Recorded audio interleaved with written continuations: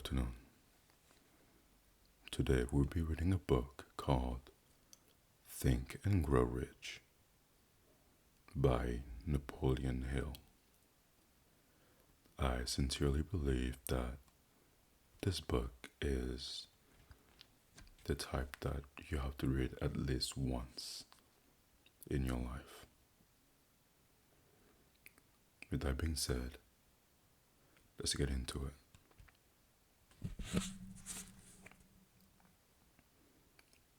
Chapter 1. The Power of Thought. The man who thought his way into partnership with Thomas Edison. Truly, thoughts are things, and powerful things at that. When mixed with purpose, persistence, and a burning desire for their translation into riches or other material object. Edwin C. Barnes discovered how true it is that men really do think and grow rich. His discovery did not come about at one sitting. It came little by little, beginning with a burning desire to become a business associate with the great Thomas Edison. One of the chief characteristics of Barnes' desire was that it was definite. He wanted to work with Edison, not for him. Observe carefully the description of how he went about translating his desire into reality, and you will have a better understanding of the 13 principles which led to riches. When this desire or impulse of thoughts first flashed into his mind, he was in a position to act upon it. Two difficulties stood in his way. He did not know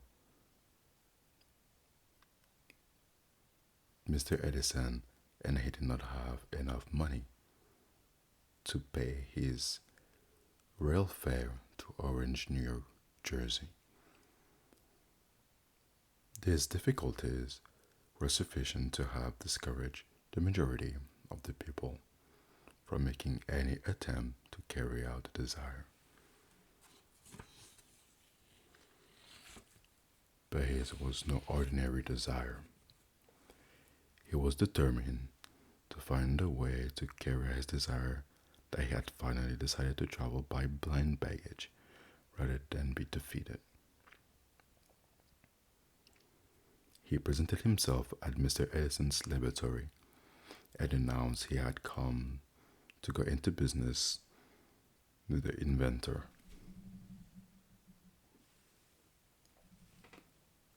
In speaking of the first meeting between them, years later, Mr. Edison said, open quotation, "He stood there before me, looking like an ordinary tramp, but there was something in the expression of his face which conveyed the expression that he was determined to get what he had come after. I had learned from years of experience with men that when a man really desires a thing so deeply that he is willing to stake his entire future on a single turn of the wheel in order to get it, he is sure to win. I gave him the opportunity he asked for, because I saw he had made up his mind to stand by until he succeeded. Subsequent events proved that no mistake were made." Close quotation.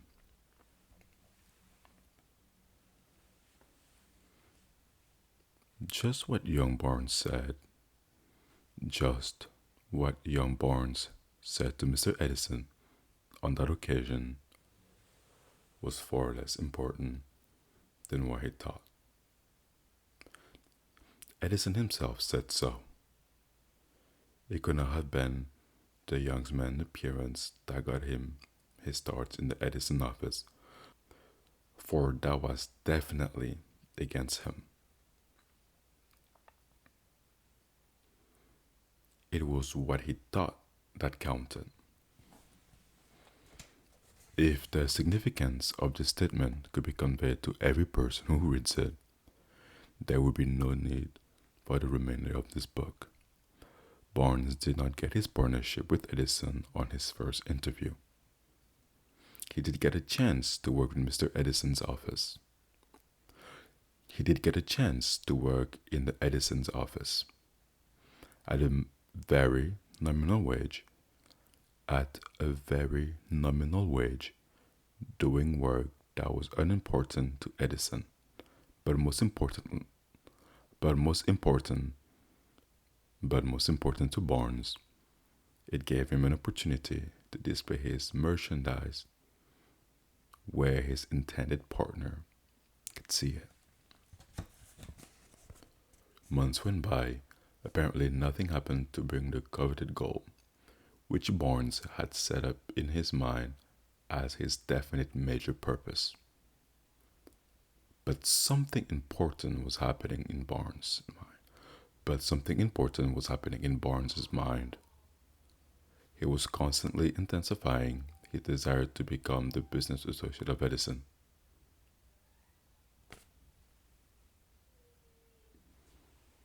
Psychologists have correctly said, open quotation, when one is truly ready for a thing, it puts in its appearance, close quotation. Barnes was ready for a business association with Edison. Moreover, he was determined to remain ready until he had got that which he was seeking. He did not say to himself, and I quote, "Ah, well, what's the use? I guess I'll change my mind and try for a salesman job." End quotation. But he said, and I quote, "I came here to go into business with Edison, and I'll accomplish this end if it takes the remainder of my life." Close quotation. He meant it. What a different story people will have to tell if only they would adopt a definite purpose and stand by that purpose until it had time to become an all-consuming obsession. Maybe young Barnes didn't know it at the time, but his bulldog determination, his persistence with a single desire, was now destined to mow down all opposition and bring him the opportunity he was seeking. When the opportunity came, it appeared in a different form and from a different direction than Barnes had expected. That is one of the tricks of opportunity. It has a sly habit of slipping in by the back door and often come disguised in the form of misfortune or temporary defeat. Perhaps this is why so many fail to recognize opportunity. Mr. Edison had just perfected a new office device, known at the time as the Edison dictating machine, later called the Ediphone. His salesmen were not enthusiastic over the machine. They did not believe it could be sold without great effort. Barnes saw his opportunity. It had crawled in quietly, hidden in a queer-looking machine that interested no one but Barnes and the inventor. Barnes knew he could sell the Edison dictating machine. He suggested this to Edison and promptly got his chance. He did sell the machine. In fact, he sold it so successfully that Edison gave him a contract to distribute and market it all over the nation. Out of that business association grew the slogan, open parenthesis, made by Edison and installed by Barnes, close parenthesis. This business alliance made Barnes rich in money but he accomplished something infinitely greater. He proved that one really may think and grow rich. How much annual cash that original desire of Bond was worth to him, I have no way of knowing. Perhaps it brought him $2 or $3 million. Whatever the amount, it becomes insignificant when compared with the greater asset he acquired.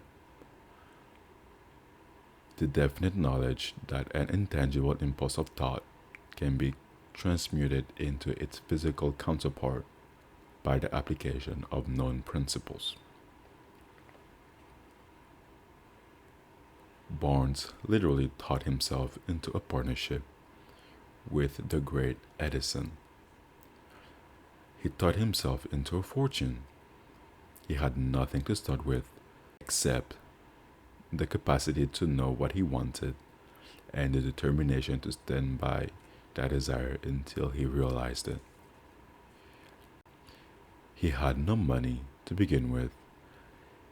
He had but little education. He had no influence, but he did have initiative, faith, and the will to win. With these intangible forces, he made himself number one man with the greatest inventor who ever lived. If you guys enjoyed this short reading, please let me know and expect a part two. Being said, ladies and gentlemen, have a good night and be good people.